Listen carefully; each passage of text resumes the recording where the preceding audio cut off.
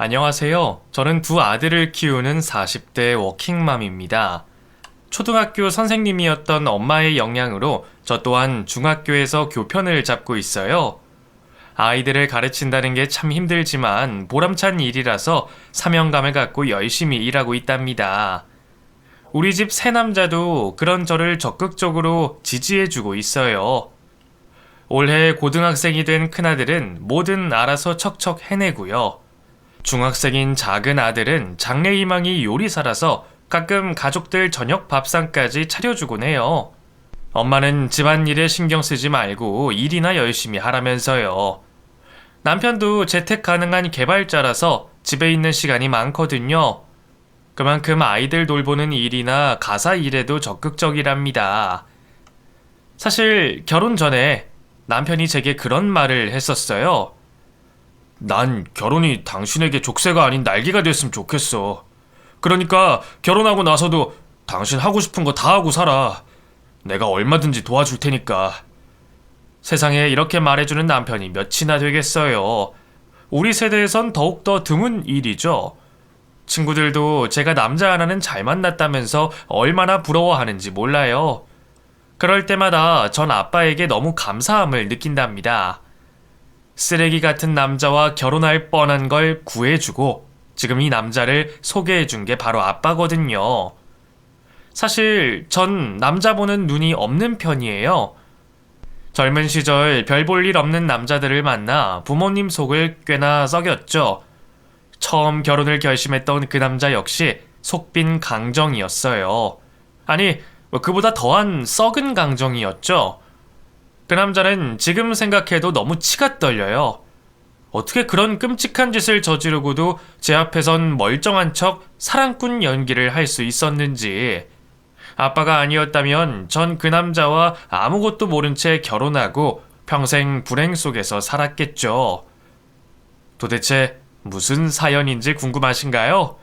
지금부터 천천히 이야기를 시작해 볼게요. 글재주가 없어서 어디서부터 어떻게 이야기를 시작해야 할지 막막하네요. 우선 전 남자친구와의 첫 만남부터 설명해야겠죠? 사실 전 남편은 제 직장 동료였어요. 맞아요. 그 사람도 교사였죠. 제가 첫 발령을 받은 학교에서 만났답니다. 저와 같은 신입이었지만 나이는 6살이나 많은 연상이었죠. 나이 차이도 많이 나고 성별도 달라서 그렇게 친하게 지내진 않았어요. 그런데 뜻밖의 이성적인 호감을 느끼게 된 계기가 있었죠. 바로 등산이었답니다. 저는 원래 취미랄 게 없는 사람이었어요. 그런데 꽤 오래 사귀었던 남자와 헤어진 뒤 나홀로 등산에 취미를 붙였죠. 친구의 추천으로 하게 된 건데 생각보다 제 적성에 맞더라고요.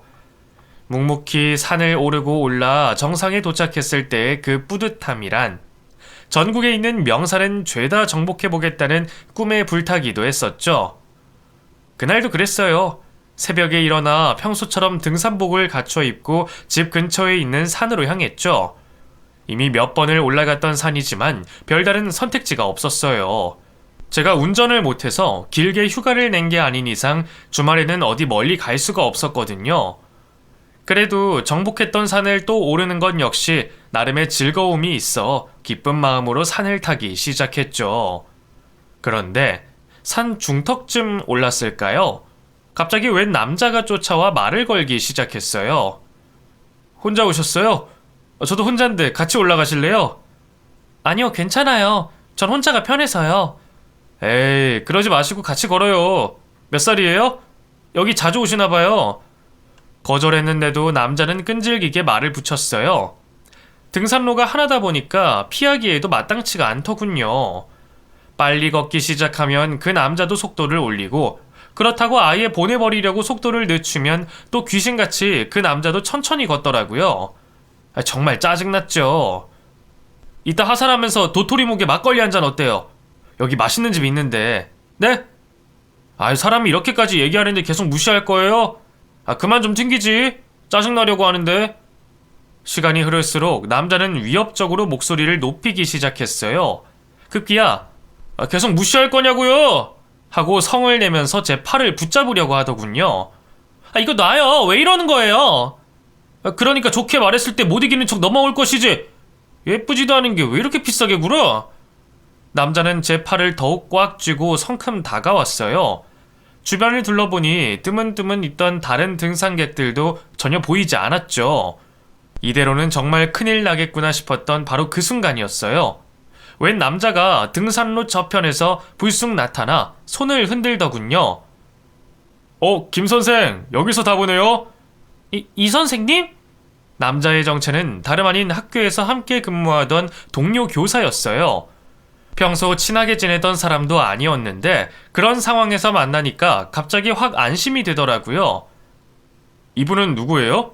남자친구? 아니요, 남자친구 아니에요. 저 남자친구 없어요. 싫다고 하는데도 계속 끈질기게 쫓아오잖아요. 제 고자질 아닌 고자질에 추행범은 당황한 눈치였어요. 일행이 있었으면 말을 하지 하면서 제 손을 놓더니 재빨리 주랭랑을 치더군요.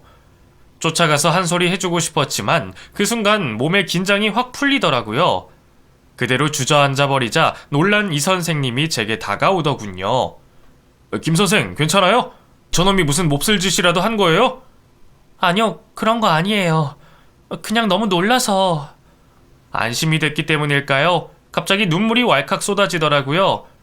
부끄러운 마음에 황급히 눈물을 훔치는데 이 선생님이 재빨리 품에서 손수건을 꺼내주더군요. 이걸로 닦아요. 많이 놀랐나 보네. 이제 내가 있으니까 괜찮아요. 여기 물도 좀 마실래요? 이 선생님은 마치 학생들을 대하듯이 저를 대했어요. 제가 애도 아닌데 어떻게든 달래주려고 노력하더군요. 그 모습을 보고 있자니 갑자기 웃음이 픽 나더라고요. 쌤, 저 애들 아니에요. 이제 괜찮아요. 정말 괜찮은 거 맞아요? 네. 근데 이 손수건은 뭐예요? 저 손수건 갖고 다니는 남자 처음 봐요. 저도 평소엔 안 갖고 다녀요. 근데 등산할 땐 땀이 많이 나서 필요하더라고요. 그렇다고 땀 닦는 거 준 거 아니에요? 아직 땀 안 났어요? 횡설수설하는 이 선생님을 보고 있자니 아까의 두려움은 온데간데 없이 사라졌어요. 전 이 선생님에게 꾸벅 고개를 숙였습니다. 고마워요. 선생님 덕분에 살았어요. 이 손수건은 한번 세탁해서 돌려줄게요. 싸구려라, 안 그래도 돼요. 그냥 쌤 가지세요. 아니에요. 그럴 순 없죠. 근데 선생님도 여기 등산으로 오신 거예요? 네. 저 취미가 등산이거든요. 이 산은 계절 바뀌고 한 번도 안 온 것 같아서 오랜만에 온 거예요. 알고 보니 이 선생님도 취미가 등산이더라고요. 차가 있어서 동네에서 좀 먼 명산들도 주말에 많이 다닌다고 하더군요. 부러워요. 전 차가 없으니까 아무래도 가까운 산만 계속 가게 되던데. 어디 가고 싶은 산 있어요? 그럼 저랑 같이 가요. 네? 정말요? 아까 그 일 때문에 김 선생님 혼자 등산하게 두는 것도 불안하고 저도 혼자 다니는 게 요즘 좀 외로웠거든요. 뭐 예쁜 꽃도 단풍도 옆에 같이 즐길 사람이 있어야 더 좋잖아요. 그 뒤로 이 선생님과 저는 주말마다 함께 등산을 다니는 등산 메이트가 됐어요. 산을 오르락 내리락 하면서 이런저런 대화도 많이 나누게 됐죠. 생각보다 저랑 통하는 것도 많고 사람이 참 좋더라고요. 시간이 흐를수록 저는 이 선생님에게 이성적인 호감을 느끼게 됐습니다. 그리고 그건 이 선생님 역시 마찬가지였어요. 제가 도끼병이 있어서 그런 게 아니라 이 선생님을 조금만 지켜보면 누구나 다 알 수 있었죠. 안 그러던 사람이 갑자기 부쩍 헤어스타일과 옷차림에 신경 쓰질 않나, 제가 가까이 다가가기만 해도 얼굴이 시뻘개지질 않나, 자기 마음을 잘 감추질 못하더라고요. 딱 봐도 여자를 많이 안 만나본 티가 역력했죠. 그래서일까요? 함께 등산한 지 반년이 넘도록 좀처럼 이 선생님은 자신의 마음을 고백하지 않았어요. 결국 참다 제가 산을 올라가다 말고 이 선생님의 손을 덥석 잡았죠. 길이 좀 험해서요. 우리 손잡고 올라가면 안 돼요? 네? 김 선생님만 괜찮다면야. 고작 손만 잡았을 뿐인데 이 선생님의 얼굴은 귀끝까지 새빨개졌어요. 조금 놀려주고 싶은 마음이 생기더군요. 원래 이 선생님은 이렇게 아무 여자 손이나 막 잡으세요? 막 잡다뇨. 선생님이 먼저 잡았잖아요. 근데 안 뿌리쳤잖아요. 잡아도 된다면서요. 그건 이렇게 아무 여자 손이나 막 잡으시면 안 되는 거 아닌가? 그러는 김 선생님은요? 김 선생님도 아무 남자 손이나 막 잡으면 안 되는 거 아닙니까? 전 아무 남자 손이나 막 잡은 거 아닌데요? 좋아하는 남자 손만 잡아요. 네? 제 갑작스러운 고백에 이 선생님은 깜짝 놀라더군요. 어찌나 당황했는지 발을 헛디뎌 그대로 넘어질 뻔한 걸 간신히 제가 붙잡았어요. 괜찮으세요, 선생님? 지금 그 말은 저를 좋아한다는 건가요? 김 선생님이? 네. 이 선생님은 아닌가요? 아니요. 그건 저도. 네? 뭐라고요? 잘 안 들려요. 저도 김 선생님, 아니 정숙 씨 좋아한다고요. 이 선생님이 냅다 소리를 질러 자기 마음을 고백했어요. 그러자 주변에 있던 다른 등산객들이 휘파람을 불며 박수를 쳐주더군요. 아이고, 좋을 때다, 좋을 때요. 청춘이네 그려. 대부분 어르신들이라 그런지 좋은 마음으로 축하해 주시더군요. 하지만 너무 부끄러워서 도저히 거기 있을 수가 없더라고요. 결국 저는 이 선생님과 함께 그곳을 도망치듯 빠져나왔습니다. 나오는 길에 이 선생님이 그러더군요. 진작 자기 마음을 고백하고 싶었는데 나이 차이도 그렇고 차마 용기가 나지 않았다고요. 정숙 씨가 먼저 용기 내줘서 고마워요. 그만큼 앞으로 내가 더 잘할게요. 이 선생님, 아니 남자친구는 그 다짐대로 정말 제게 잘해줬어요. 설사 제 잘못으로 싸워도 꼭 먼저 사과해줬고요. 영화나 음식 같은 사소한 것들도 다 제 취향에 맞춰줬죠. 게다가 얼마나 섬세한지 저는 기억도 못하는 기념일을 하나하나 다 챙겨줬고요. 학교에서도 다른 선생님들 눈을 피해 제 자리에 초콜릿이나 머리핀 같은 소소한 선물들을 놓고 가곤 했어요. 사내 연애였던 만큼 나름 비밀스럽게 만나려고 노력했는데 꼬리가 길면 밟힌다고 하잖아요. 연애한 지 1년쯤 지나니 슬슬 눈치채는 선생님들이 생기기 시작했어요. 급기야 함께 손을 잡고 걷다가 가르치는 학생을 마주치기도 했죠. 걱정했는데 아니나 다를까 다음날 학교에 저희가 사귄다는 소문이 쫙 퍼졌더라고요. 전 퇴근하자마자 바로 남자친구를 불러냈어요. 벌써 애들한테까지 소문 다 난 것 같은데 이제 어떡하지?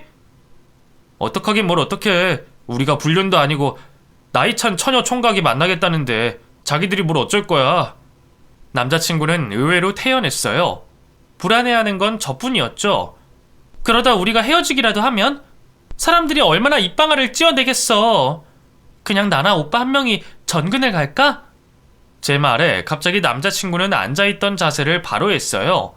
그리고 제 손을 잡더니 안 헤어지면 되잖아. 기왕 이렇게 된 거 우리 결혼하자 정수가 하는 게 아니겠어요. 갑작스러운 프로포즈에 얼마나 놀랐는지 몰라요. 하지만 남자친구는 오래전부터 생각해왔던 일이라면서 품에서 준비해둔 반지까지 꺼내더군요. 이거 우리 할머니가 어머니한테 물려줬던 반지야. 나 만나는 여자 있다는 거 알고 어머니가 주셨어. 너 얼굴 한번 보고 싶다고 한번 데려오라는데 어때? 어머니가? 너무 갑작스러운데? 지금부터라도 한번 생각해봐. 나도 나이가 있고 이세를 생각하면 이제 그만 결혼해야 할 것 같아. 그리고 난 내 평생의 반려자가 정숙이 너였으면 좋겠어. 꾸밈없이 진솔한 남자친구의 청혼에 제 마음도 흔들렸어요. 결국 전 그 자리에서 남자친구가 내민 반지를 받아들였고요. 그 주 주말에 남자친구네 집을 찾아뵙기로 했습니다. 어떻게 보면 시부모님이 될 분들을 처음 뵙는 거였으니 정말 얼마나 긴장했겠어요. 저는 소고기에 화과자 그리고 예비 시어머니에게 드릴 꽃다발까지 바리바리 싸들고 남자친구네 집으로 향했죠. 다행히 예비 시부모님은 저를 반갑게 맞이해 주셨습니다. 어서 와요. 우리 친철이한테 그동안 얘기 많이 들었어요. 아유, 우리 아들이 나 닮아서 아주 눈이 높구만. 며느라기 얼굴이 아주 곱다 고와. 이는 이 세아가 처음 보는 자리에서 무슨 얘기를 하는 거예요? 예비 시부모님은 딱 보기에도 금술이 좋아 보이셨어요. 시아버지가 공무원을 하다 얼마 전 은퇴하셨는데 시어머니 내조 덕분에 꽤 높은 자리까지 올라갔었다고 하더군요. 그 말을 하면서 예비 시어머니는 제 손을 꽉 붙잡았어요. 그리고는 남자란 모름지기 여자하기 나름이여. 우리 진철이가 얼마나 잘 되느냐도 새아가 네 손에 달렸어. 지금이야 너도 일 때문에 정신없겠지만 학교 그만두고 나면 우리 진철이 좀 잘 부탁하마. 하는 게 아니겠어요? 갑작스러운 말에 얼마나 당황했는지 몰라요. 전 결혼하고 나서도 일을 그만둘 생각이 없었거든요. 그런 제 표정이 다 드러났던가 봐요. 갑자기 예비 시어머니의 얼굴이 석고상처럼 딱딱해지더군요. 어머, 너 설마 결혼하고 나서도 학교 계속 다닐 거니? 네, 어릴 때부터 제 꿈이 교사였거든요. 막상 해보니까 제 적성에도 잘 맞고요. 그래도 가정이랑 일을 양립하긴 쉽지 않을 텐데. 애기 태어나면 더 그럴 거고. 교사는 육아휴직이나 그런 거 잘 돼 있잖아요. 돌아가신 저희 어머니도 초등학교 선생님이셨는데 일 그만두지 않고도 저 잘 키우셨어요. 아버지도 그런 어머니를 적극적으로 지지해 주셨고요. 그러자 예비 시어머니가 갑자기 혀를 쯧쯧 차더군요. 너희 어머니도 참 일하랴 살림하랴 너 키우랴 얼마나 힘들었겠니? 그래서 일찍 돌아가신 거 아니겠어? 그 순간 머리가 멍해졌죠. 갑작스러운 교통사고로 돌아가신 저희 어머니를 이렇게 대놓고 모욕하는 사람이 있을 거라고는 상상도 못했거든요. 아이고 참 당신도 별소리를 다 한다. 맞아요 어머니, 무슨 그런 말씀을 하세요. 뒤늦게 예비 시아버지와 남자친구가 수습을 시도했어요. 그런데도 시어머니는 입을 다물 생각을 않더군요. 그리고 초등학교 교사였으면 중학교보다 일이 더 적은 거 아니니?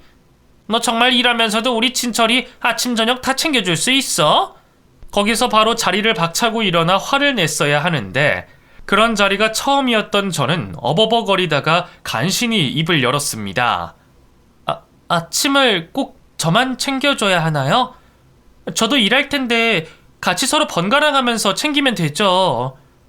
기대했던 답이 아니었지만 시어머니의 표정은 한층 더 차가워졌어요. 안 되겠다 싶었는지 남자친구가 또다시 끼어들더군요. 어머니, 뭐 벌써부터 그런 얘기를 하고 그래요. 그런 건 차차 맞춰 나가면 되죠. 이제 밥부터 먹을까요? 나 배고픈데. 하지만 남자친구의 노력에도 불구하고 한 번 나빠진 분위기는 다시 나아지지 않았어요. 제가 아무리 웃는 얼굴로 분위기를 풀어보려고 해도 예비 시어머니는 제 쪽으로는 눈길 한번 주지 않으셨죠. 결국 집에 돌아가는 길에 저희 커플도 말다툼을 하고 말았습니다. 그 자리에서 꼭 그렇게 말대답을 했어야 돼? 어른이 하는 말인데 그냥 네네 하면 되잖아. 그냥 네네 하라니. 나더러 일을 그만두라는데 어떻게 그래? 그리고 아무리 어머님이라고 해도 그렇지 어떻게 우리 엄마에 대해서 그렇게 말할 수 있어? 우리 엄마는 교통사고로 돌아가신 거야. 제대로 알지도 못하면서 왜 우리 엄마를 모욕하냐고. 어머니가 다 알고 일부러 그런 것도 아니고 오버 좀 하지 마. 그냥 네가 일에다가 살림까지 병행하겠다고 하니까 걱정돼서 한 말씀 하신 거잖아. 무슨 걱정을 그런 식으로 해? 어쨌든 난 결혼한다고 일 그만둘 생각 없어. 평생 애들 가르칠 거라고. 너 정말 어리다. 어떻게 원하는 걸 다 하려고 하냐? 결혼이 애들 장난도 아니고 두 집이 함께 하는 건데 포기하는 것도 생기는 거지. 그럼 오빠는 뭘 포기하는데? 끝까지 애처럼 구네. 됐다, 그만하자. 남자친구는 평소와 달리 물러서지 않았어요. 자기 어머니에게 무례하게 군 걸 사과하라고 하더군요. 그렇지 않으면 결혼도 다시 생각하겠다면서요. 오기가 생긴 저도 마음대로 하라고 했어요. 결혼 못해서 아쉬운 건 남자친구지 제가 아니라고 생각했거든요. 그렇게 한 달 정도 서로 학교에서 말도 안 하고 지냈던 것 같아요. 그날도 마찬가지였어요. 남자친구는 벌써 퇴근했는지 보이지 않더군요. 그렇게 잘해줄 땐 언제고 지가 어떻게 나한테 이럴 수 있어? 속상한 마음으로 짐을 챙겨 일어서는데 갑자기 화장실이 가고 싶더라고요. 1층엔 따로 교사 화장실이 없어서 급한 대로 학생들이 쓰는 화장실로 갔죠. 그런데 때마침 화장실을 나온 남자친구와 딱 마주치고 말았지 뭐예요. 너무 당황한 나머지 저도 모르게 먼저 말을 걸고 말았어요. 오빠, 여기서 뭐해? 여기 여자 화장실인데? 아, 그 화장실에 남자애들이 들어온 것 같다는 신고가 들어와서. 근데 아무도 없네. 쓸 거면 들어가. 응, 이제 퇴근하려고? 그래야지. 같이 커피나 한잔 할래? 용기를 내서 먼저 남자친구에게 제안했어요. 남자친구는 다행히 고개를 끄덕이더군요. 그렇게 저희는 오랜만에 카페에서 함께 차를 마시며 대화를 나눴어요. 의외로 남자친구는 먼저 사과를 하더군요. 괜히 고집 부려서 미안해. 우리 어머니가 너희 어머니에 대해서 함부로 말한 것도 사과할게. 어머니가 워낙 옛날 분이라 나쁜 뜻으로 그렇게 얘기하신 건 아니야. 너 가고 나서도 혼자 말실수한 것 같다고 계속 후회하셨어. 그리고 네가 얼마나 좋은 교사인지는 내가 잘 알지. 어머니한테도 내가 잘 말씀드릴게. 남자친구가 순순히 고개를 숙이니 저도 계속 뻗댈 수만은 없더라고요. 그렇게 화가 났던 게 거짓말인 것처럼 마음속 앙금이 사르르 녹더군요. 아니야, 나도 어머님한테 말대답해서 미안해. 나도 어머님 따로 찾아뵙고 사과드릴게. 그렇게 말해줘서 고마워. 비온 뒤 땅이 더 단단해진다고 하잖아요. 저와 남자친구는 그 다툼을 계기로 한층 더 끈끈해졌어요. 예비 시어머니는 저를 여전히 마음에 들어하지 않으셨지만 그래도 결혼 후에도 계속 일하는 것만큼은 허락해 주셨죠. 그리고 마침내 남자친구가 저희 집에 인사하러 오는 날이 됐어요. 사실 저희 아빠는 경찰인데요. 그동안 담당 중이던 사건 때문에 좀처럼 시간을 낼 수 없었거든요. 그런데 때마침 그 사건이 해결돼서 드디어 남자친구를 볼 수 있게 된 거였어요.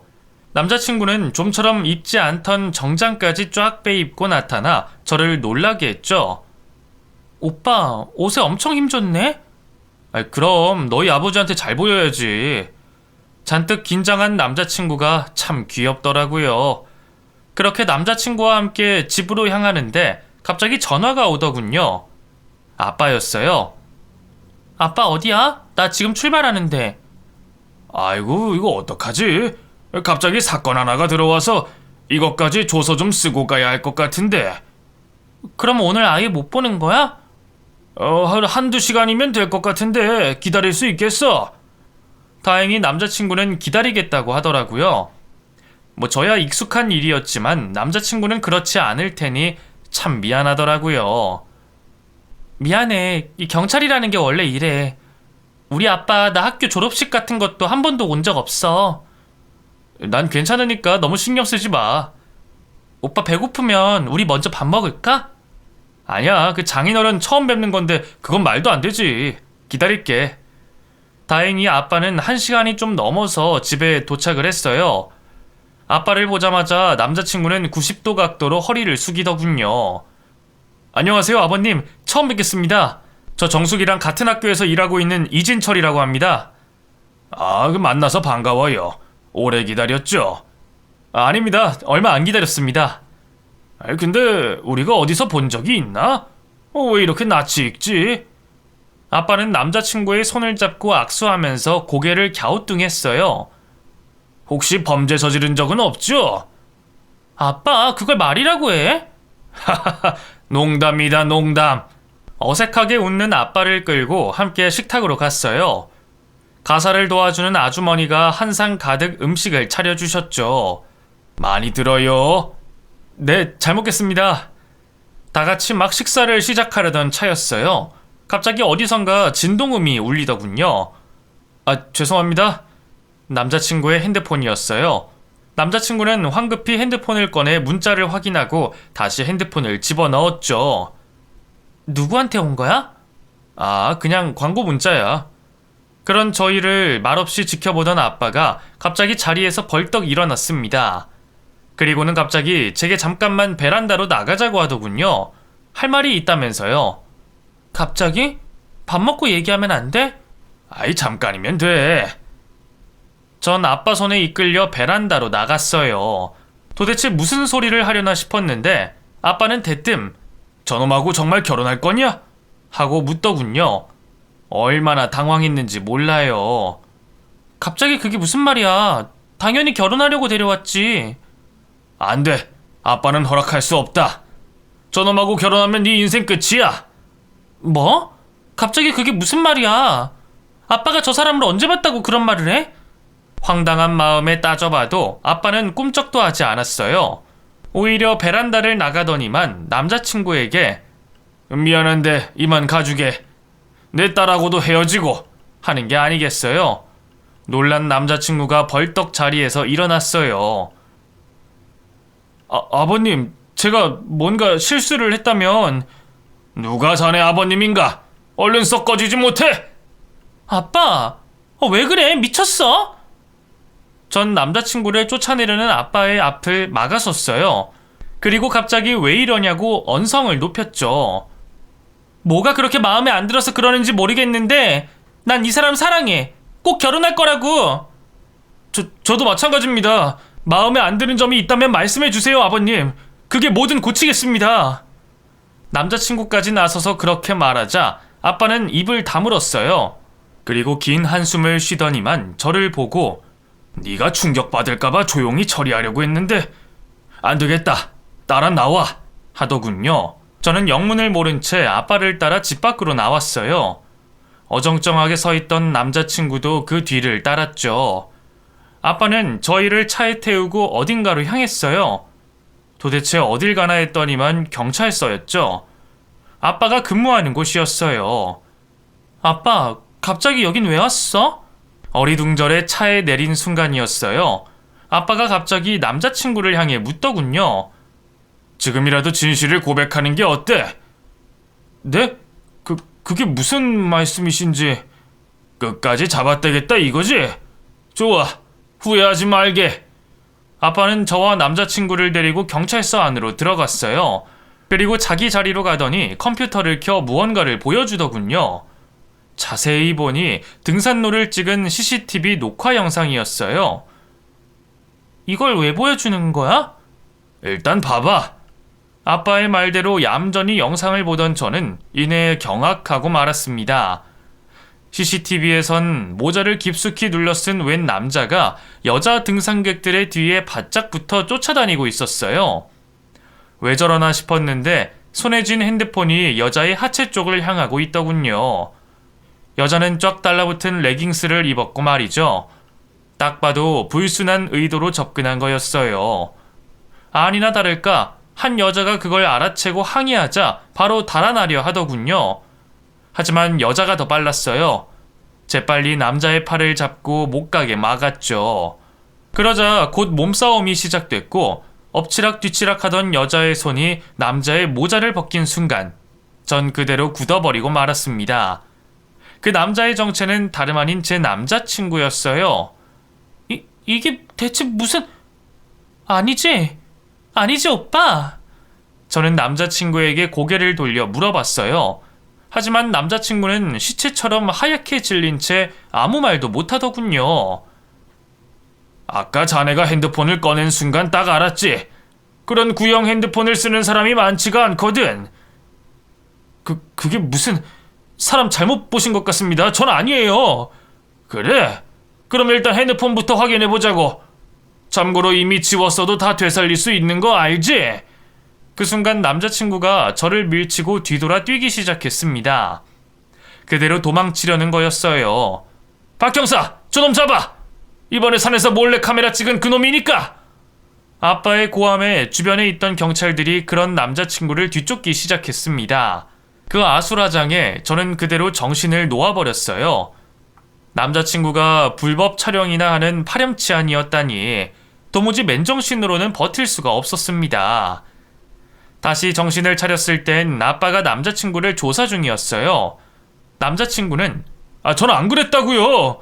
그냥 산을 올라가고 있었는데 그 여자가 갑자기 저를 치 안으로 몰아서 도망친 것뿐입니다. 하면서 자신의 억울함을 항변하더군요. 게다가 오히려 저희 아빠를 명예훼손으로 고소하겠다면서 난리를 쳤어요. 내가 그냥 가만히 있을 줄 알아? 당신 반드시 명예훼손으로 고소할 거야.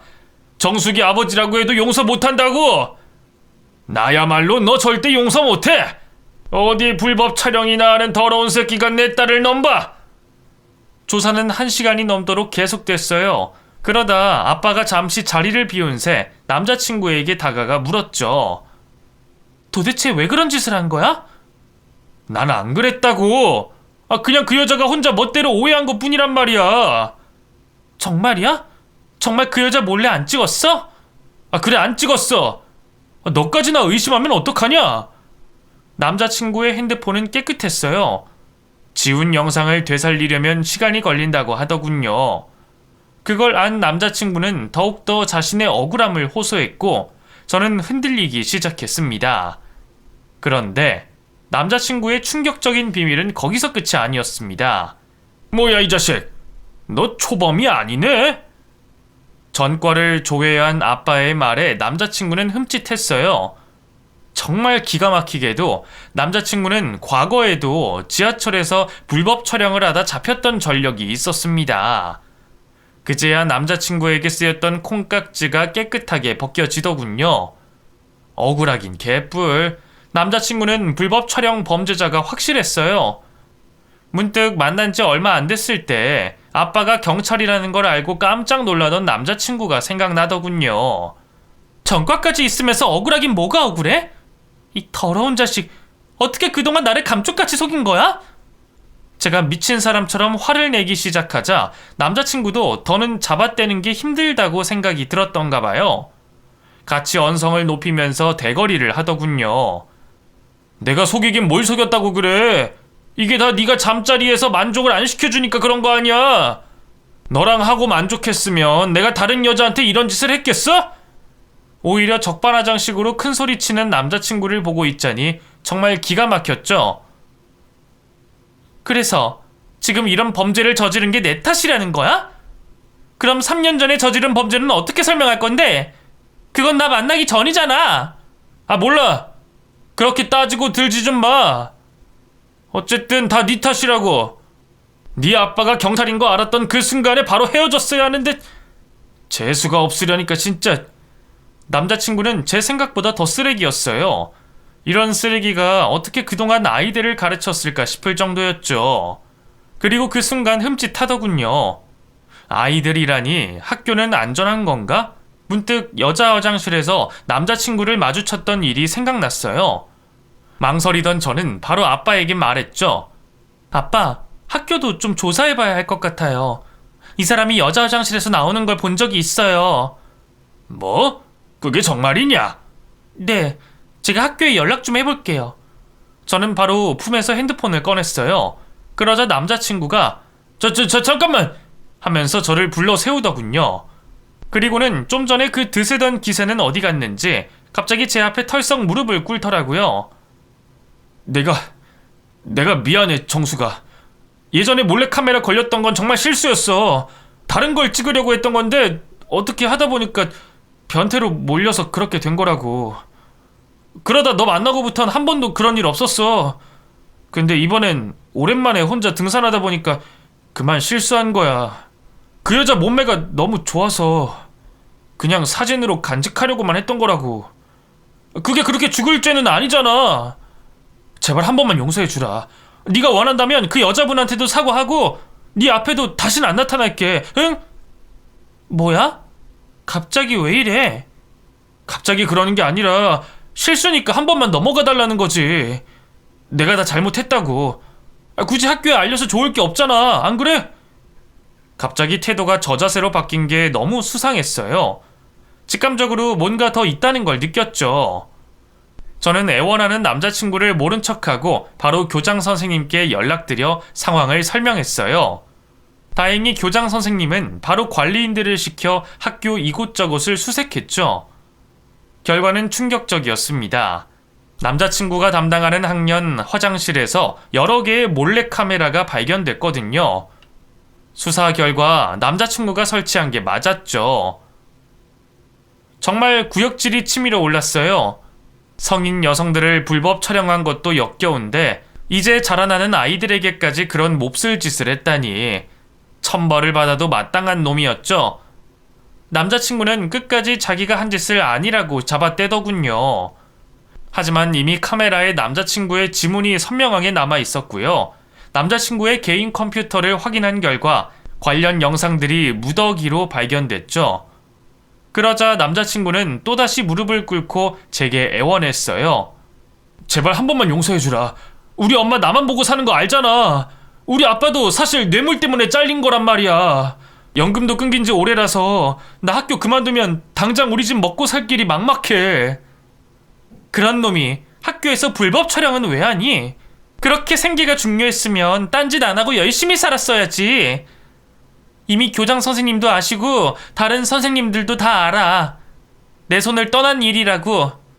몰라. 제발 나 좀 살려주라. 응?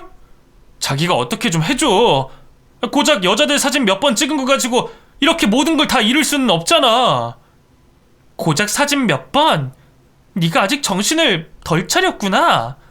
남자친구는 잘못을 진심으로 뉘우치긴커녕 끝까지 자기 안위만 챙기더군요. 정말 그 꼴이 얼마나 한심했는지 몰라요.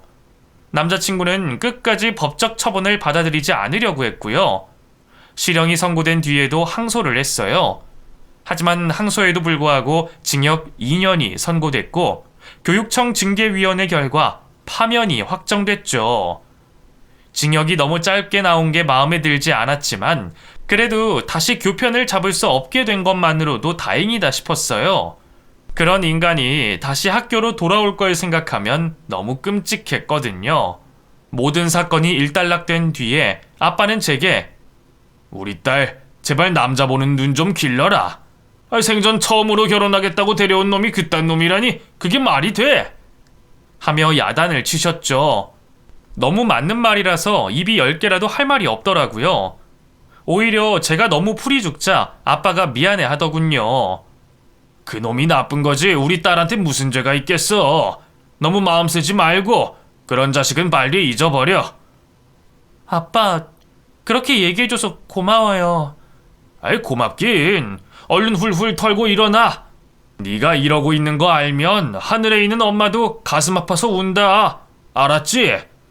네, 알겠어요. 얼른 정신 차릴게요.